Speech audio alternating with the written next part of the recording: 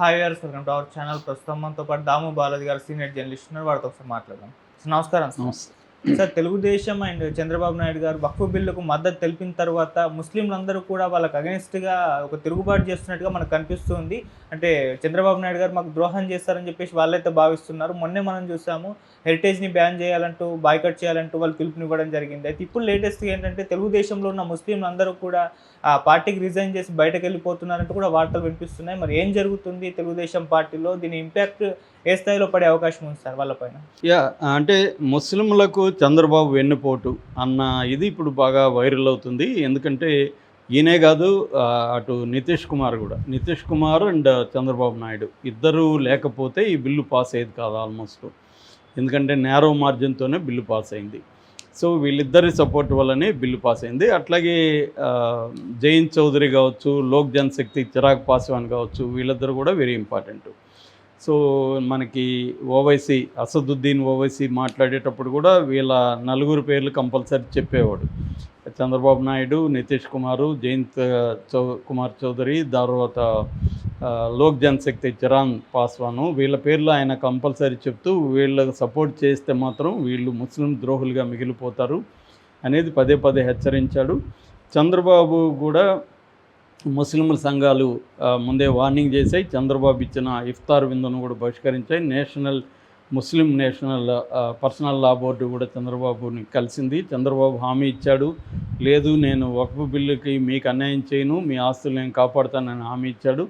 అందరూ కూడా నమ్మారు. వాళ్ళు కూడా చంద్రబాబు దీనికి సపోర్ట్ చేయడు, ఎందుకంటే ఆయనకు ముందు నుంచి కూడా ఒక సెక్యులర్ బ్యాక్గ్రౌండ్ ఉంది, ఆయన రాజకీయ అవసరాల కోసం బీజేపీతో కలిసి ఉండొచ్చు కానీ ముస్లింలకి ఆయన ద్రోహం చేయడు అనేది నమ్మారు. ఎందుకంటే 2024లో కూడా ముస్లింలు పెద్ద ఎత్తున ఆయనకు ఓటింగ్ అనేది జరిగింది. దాదాపు ఆయనకి 20 నుంచి 25% ముస్లింలు ఓట్లు వేయడం వల్లనే ఆయనకి హెల్ప్ అయింది. ఎందుకంటే మైనారిటీస్ ముందు నుంచి కూడా గట్టిగా జగన్ వైపు ఉంటారు. దానికి ఒక కారణం ఏంటంటే వాళ్ళ నాన్న వైఎస్ఆర్ 4% ముస్లింల్లో ఉండే బీసీలకి, ముస్లింల్లో ఉండే పేదల్ని బీసీలుగా చేర్చడం, 4% రిజర్వేషన్ వాళ్ళకి ఇవ్వడం అనేది వాళ్ళకి ముఖ్యంగా పేద ముస్లింలకి చాలా పెద్ద ఎత్తున ఉపయోగపడింది. ఎందుకంటే ఆంధ్రప్రదేశ్లో పేద ముస్లిం శాతమే ఎక్కువ ఉంటుంది. దాదాపు వాళ్ళు ఒక 50-60 లక్షలు ఉంటారు. అంటే ఓటర్స్లో దాదాపు 9 నుంచి 10% ఓట్లు ముస్లింలు ఇవి ఆంధ్రప్రదేశ్లో ఉన్నాయి. సో చంద్రబాబు కూడా వాళ్ళకి అనేక పథకాలు అనౌన్స్ చేశాడు ముస్లింల కోసం. సో ఓవరాల్గా జగన్ పట్ల కొంత జనరల్ వ్యతిరేకతలో నుంచి వీళ్ళందరూ కూడా 2024లో చంద్రబాబు వైపు ఉన్నారు. సో చంద్రబాబుని నమ్మారు ఒక రకంగా. ద్రోహం చేయడం మనకి ఈ విషయంలో, మిగతా విషయాల్లో మోడీని సపోర్ట్ చేయొచ్చు కానీ వక్ఫ్ బిల్లు విషయంలో చంద్రబాబు గట్టిగా ఉంటాడు. కానీ చంద్రబాబు ఏం చేశాడు, ఏదో నామకే వస్తే 3 డిమాండ్లు పెట్టాడు, అవేం వాళ్ళు పెద్దగా నెరవేర్చలేదు. అయినా కూడా మద్దతు ఇచ్చేశారు. విప్పు కూడా జారీ చేశారు. కనీసం మీకు ఇష్టం వచ్చిన వాళ్ళు వేయండి అని కూడా చెప్పలేదు. విప్పు జారీ చేసి కంపల్సరీ ప్రోగా వేయాలని చెప్పారు. సో అట్లాగే నితీష్ కుమార్ కూడా. దాంతో ఏమైందంటే బిల్లు పాస్ అయిపోయింది. ముస్లింల మొత్తం ఒక షాక్కి గురయ్యారు. ఎందుకంటే వాళ్ళ ఆస్తులు, ఒక రైల్వేసు, ఒక ఆర్మీ, తర్వాత ఎక్కువగా ఉన్నవి వీళ్ళకి దాదాపు 10 లక్షల కోట్ల విలువైన ఆస్తులు వాళ్ళ దగ్గర ఉన్నాయి. ఆ ఆస్తుల్ని ఇప్పుడు మెల్లమెల్లగా వీళ్ళ దగ్గర నుంచి లాగేసుకొని ముస్లింని వీకెండ్ చేయడం అనేది బీజేపీ ఆర్ఎస్ఎస్ టార్గెట్.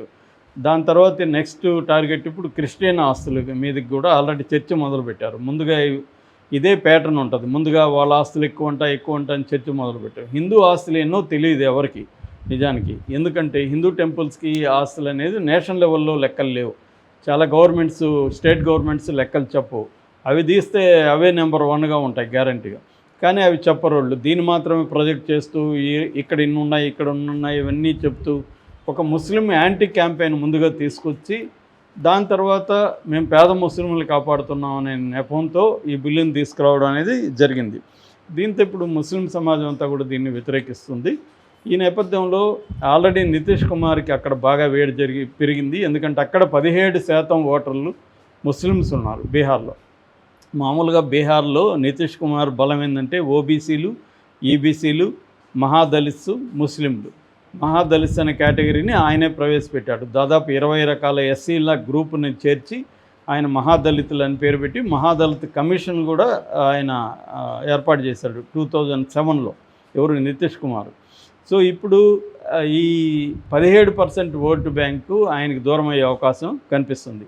ఆల్రెడీ 5 మంది ముస్లిం నాయకులు ఆయన పార్టీలో చాలా ఇంపార్టెంట్ ముస్లిం నాయకులు రిజైన్ చేసి వెళ్ళిపోయారు బయటికి ఈయనకి వ్యతిరేకంగా. ఈ దెబ్బ చంద్రబాబు నాయుడు నితీష్ కుమార్ని కంపేర్ చేస్తే నితీష్ కుమార్కి ఎక్కువ పడుతుంది. ఎందుకంటే నితీష్ కుమార్కి ఎలక్షన్లు దగ్గరలో ఉన్నాయి. చంద్రబాబుకి ఇంకా 4.5 ఏళ్ళు తర్వాత ఎలక్షన్లు రాబోతున్నాయి. ఈ లోపల మ్యానిపులేట్ చేయడానికి చంద్రబాబు టైం ఉంది. రెండోది అక్కడేంటంటే చంద్రబాబుకి నితీష్ కుమార్కి తేడా, నితీష్ కుమార్కి అక్కడ బలంగా ఆర్జేడీ ఉంది, రాష్ట్రీయ లోక్దళ్. అది ఏం చేస్తుందంటే అంటే మన లాలూ ప్రసాద్ యాదవ్, తేజస్వి యాదవ్ వీళ్ళు ఏం చేస్తున్నారంటే మై అని ఒక కాన్సెప్ట్ వాళ్ళు ముందు నుంచి కూడా, అంటే ముస్లిం యాదవ ఈ కాంబినేషన్ వాళ్ళు ముందు నుంచి కూడా కలిపారు. మై అంటారు దాన్ని, ఎంవై మై కాంబినేషన్. సో దాంతో వాళ్ళు దీన్ని ఉపయోగించుకొని ముస్లింల సెంటిమెంట్ని రగిలించడానికి వాళ్ళు గట్టిగా వాడుకుంటున్నారు ఈ వక్ఫ్ బిల్లు కాన్సెప్ట్ని. కానీ ఆంధ్రప్రదేశ్కి వచ్చేసరికి జగన్ వాళ్ళ పేరుకేమో లోక్సభలో వ్యతిరేకించారు, రాజ్యసభలో కూడా వ్యతిరేకిస్తున్నట్టు ఆయన కూడా సుబ్బారెడ్డి కూడా మాట్లాడారు. ఓవరాల్గా బిల్లుని అయితే వ్యతిరేకించారు. కానీ ఇక్కడ దాన్ని ప్రచారం చేసి చంద్రబాబుకి యాంటీగా గట్టిగా ప్రచారం చేసి ముస్లింలకి అండగా నిలబడాలనే ఇది ధైర్యం చేయలేకపోతుంది. ఎందుకంటే అలా చేస్తే తనని క్రిస్టియన్స్ కొంత వ్యతిరేకత వచ్చే అవకాశం ఉంది, హిందువుల్లో వ్యతిరేకత వచ్చే అవకాశం ఉందని జగన్ ఏం చేస్తున్నారంటే ఆల్మోస్ట్ సైలెంట్గా ఉంటున్నారు.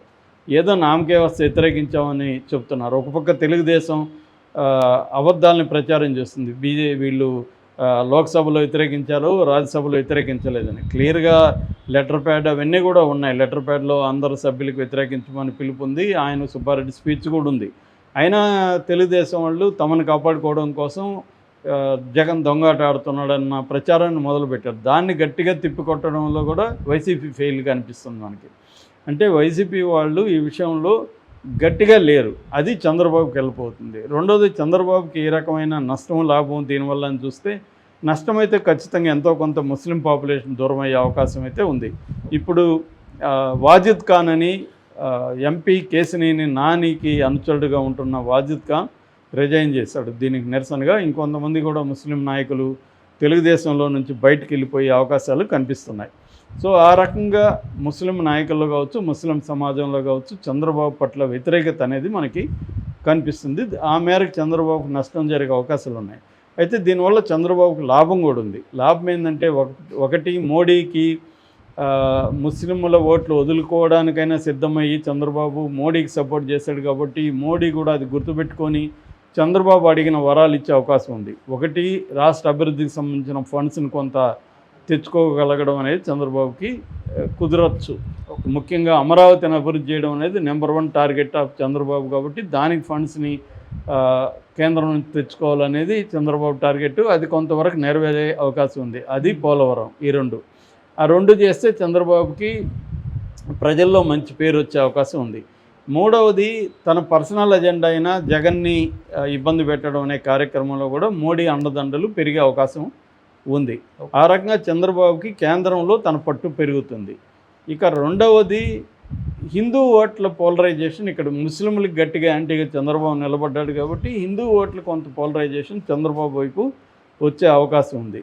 ఎందుకంటే ఇక్కడ గట్టిగా ముస్లిం ఓట్లను కూడా పోలరైజ్డ్గా తన వైపు మార్చుకునే అపోజిషన్ లేదు చంద్రబాబుకి.